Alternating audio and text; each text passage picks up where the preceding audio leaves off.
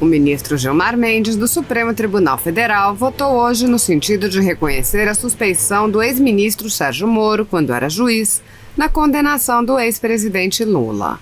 Gilmar Mendes se baseou nas mensagens roubadas de procuradores e outras autoridades para formar sua convicção sobre as motivações de Moro e da Força-Tarefa da Lava Jato.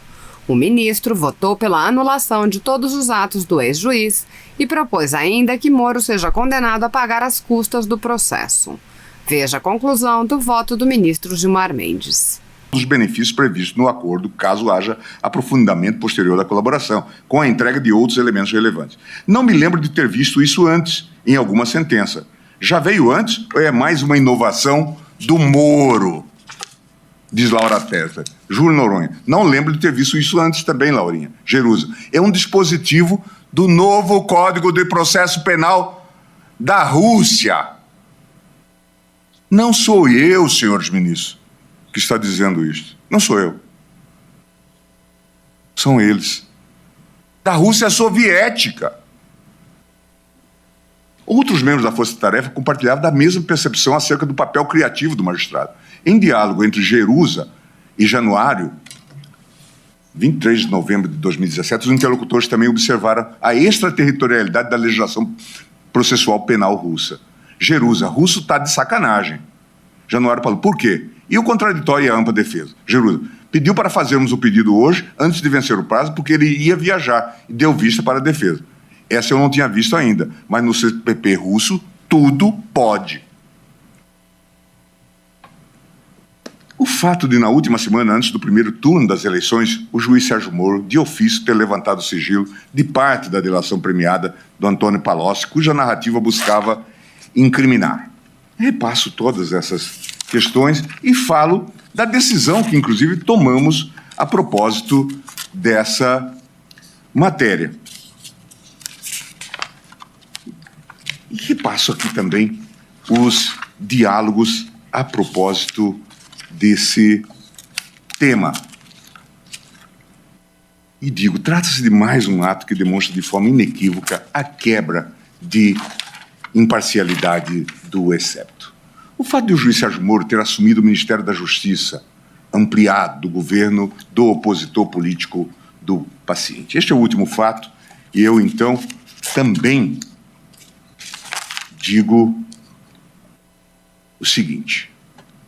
A extrema perplexidade com a aceitação de um cargo político no governo que o ex-magistrado ajudou a eleger não passou despercebida pela comunidade acadêmica nacional e internacional. Em 12 de agosto de 2019, um grupo de 17 juristas, advogados, ex-ministros da Justiça e ex-membros de cortes superiores de 8 países assinou uma carta em que se pedia ao STF a libertação de Lula e a anulação de processos contra o ex-presidente. Conforme amplamente veiculado na imprensa, os signatários são de países como França, Espanha, Itália, Portugal, Bélgica, México, Estados Unidos e Colômbia. Dentre eles está Susan Rose Ackerman, professora da Universidade de Yale, nos Estados Unidos, considerada uma das maiores especialistas do mundo em combate à corrupção. Transcreva a íntegra do manifesto. Lula não foi julgado, foi vítima de perseguição política. É o que dizem esses professores, em que, na conclusão, dizem: é indispensável que os juízes do Supremo exerçam plenamente suas funções e sejam os garantes do respeito à Constituição. Ao mesmo tempo, esperamos que as autoridades brasileiras tomem todas as medidas necessárias para identificar os responsáveis por estes gravíssimos desvios processuais. A luta contra a corrupção é hoje uma questão essencial para todos os cidadãos do mundo, assim como é a da defesa da democracia. Entretanto, no caso Lula, não só a justiça foi instrumentalizada para fins políticos, mas o Estado de Direito foi claramente desrespeitado para eliminar o ex-presidente da disputa política. Não há Estado de Direito sem o devido processo legal, sem o devido processo de direito. E não há respeito pelo devido processo quando um juiz não é imparcial, mas age como chefe de acusação. Para que o judiciário brasileiro possa restaurar sua credibilidade, o Supremo tem o dever de libertar Lula e anular estas condenações. É o que dizem esses eminentes professores. A indicação do magistrado ao cargo de ministro da Justiça no governo Bolsonaro parece ter sido a gota d'água para os próprios membros da Força Tarefa de Curitiba, que já reuniam elementos fartos para formar um juízo de que Moro sempre violava o sistema acusatório. Peço vênias mais uma vez para transcrever, e eu estou caminhando para o encerramento, senhores ministros. Peço desculpas pela extensão do voto. Tá bom. Mas é um caso de suprema relevância. É importante que nós e o Brasil tenhamos conhecimento desses fatos e assumamos posições a partir dessas considerações que estão sendo feitas. A indicação do magistrado ao cargo do ministro da Justiça do governo Bolsonaro parece ter sido a gota d'água para os próprios membros da Força Tarefa de Curitiba, que já reuniam elementos fartos para formar um juízo de que Sérgio Moro sempre violava o sistema acusatório. Peço Vênus mais uma vez para transcrever a conversa travada no grupo dos procuradores. Monique, Moro é inquisitivo, só manda para o MP quando quer corroborar suas ideias. Decide sem pedido do MP, várias vezes. E, respeitosamente, o MPF do Paraná sempre tolerou isso pelos ótimos resultados alcançados pela Lava Jato. Ele nos vê como mal constitucionalmente necessário, um desperdício de dinheiro. Monique, se depender dele, seremos ignorados. Ângelo, afinal, se já tem juiz, por que outro sujeito processual com as mesmas garantias e a mesma independência? Duplicação inútil. E ainda podendo encher o saco. E essa fama de Moro é antiga, diz Monique. Desde que eu estava no Paraná em 2008, ele já atuava assim. Alguns colegas do MPF do Paraná diziam que gostavam da proatividade dele, que inclusive aprendiam com isso. Ângelo, fez umas tabelinhas lá, absolvendo aqui para a gente recorrer ali. Mas na investigação criminal... Vejam, senhores, prestem atenção, vejam na trama. Fez umas tabelinhas lá, absolvendo aqui para a gente recorrer ali. Mas na investigação criminal, a única coisa que interessa, a dupla policial-juiz é a senhora. Monique, Moro viola sempre o sistema acusatório e é tolerado por seus resultados. O que eu disse quando comecei a minha fala. É relevantíssimo o combate à corrupção. Mas ele há de ser feito nos moldes e dentro dos ditames legais. Não se combate crime cometendo crime. É preciso que o sistema acusatório seja integralmente preservado. E eu sei que a partir da revelação desses fatos, independentemente da nossa decisão, nós vamos ter que fazer uma profunda reforma da justiça criminal, desses modelos de investigação e do papel do próprio Ministério Público. Porque ou fazemos isto, ou instalamos um sistema totalitário. Todos esses fatos e circunstâncias, ora analisados, me levam a indagar. Qual país democrático aceitaria como ministro da Justiça o ex-juiz que afastou o principal adversário do presidente eleito na disputa eleitoral? Em qual nação governada sob o manto de uma Constituição isso seria compatível?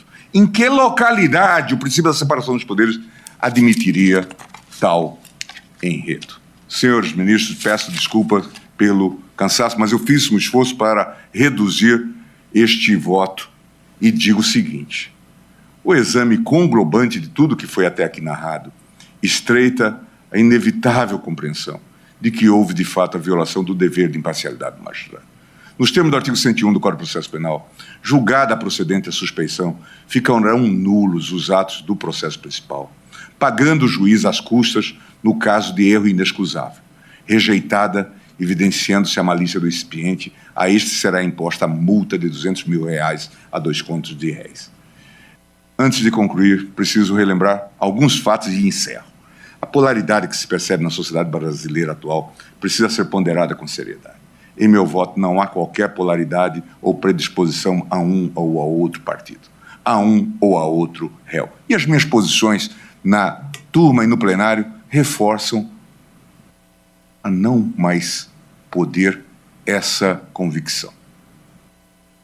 Não tenho políticos de predileção. Agora, acho que não se pode permitir fazer política por meio da persecução criminal. Isto não é admissível. Era o que se estava fazendo. Há um diálogo que acho que já citei num outro caso recente, em que Dallagnol monta um ministério e faz até uma ironia com o atual presidente da República, dizendo que ele seria, ministro Cássio, o ministro dos Direitos Humanos. A polaridade que se percebe na sociedade, portanto, precisa ser ponderada com seriedade. Fui eu quem, desde os primórdios, criticou e apontou fortemente as falhas e incongruências do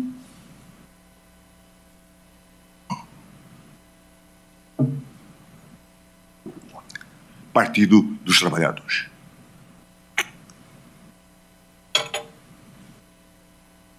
Durante o julgamento do caso Mensalão, adotei postura repressiva para condenar aqueles contra quem havia provas além da dúvida razoável, com penas proporcionais e individualizadas.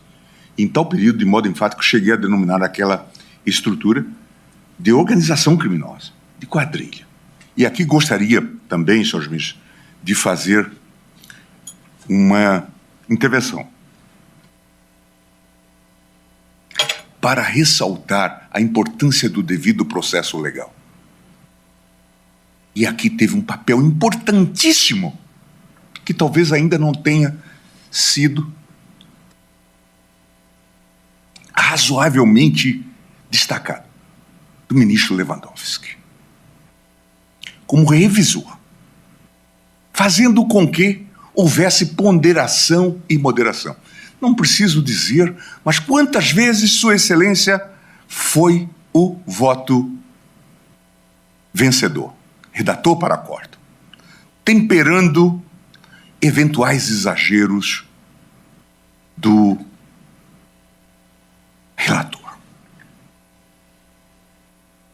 e de outros, ganhando na votação, convencendo o plenário. Recentemente se pensou em suprimir o revisor no processo penal.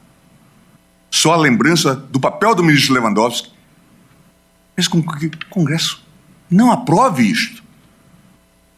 É fundamental esse papel. Eu queria fazer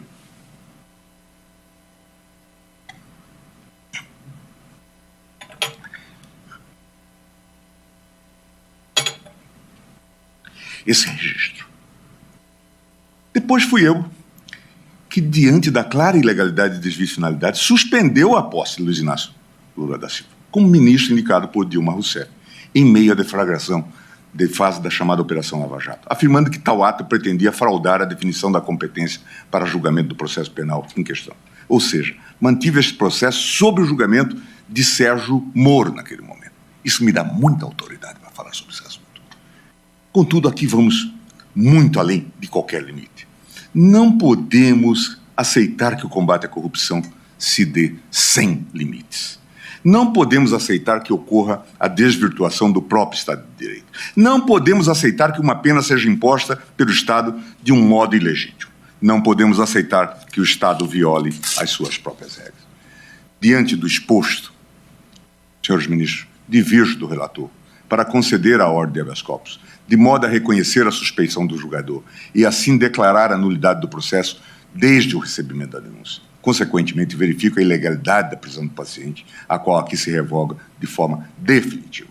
Por fim, ressalto que a suspeição do julgador se fundamenta em fatos concretos e específicos contra Luiz Inácio Lula da Silva, em razão de interesses políticos próprios do ex-juiz Sérgio Moro. Assim, a suspeição declarada não é aqui estendida a outros processos ou réus da denominada Operação Lava Jato. Ademais, a anulação não impede eventual abertura de novo processo como julgador efetivamente imparcial, para aí sim se realizar a verificação dos fatos imputados com respeito ao devido processo legal. Por todo exposto, peço todas as vezes ao eminente relator para conceder a ordem habeas corpus, determinando a anulação de todos os atos decisórios praticados pelo magistrado no âmbito da ação penal 50, 465, 12, 94, incluindo os atos praticados na fase pré-processual. Com fundamento no artigo 101 do Código de Processo Penal, determina ainda que o juiz excepto Sérgio Fernando Moro seja condenado ao pagamento das custas processuais da ação penal na forma da lei. É como voto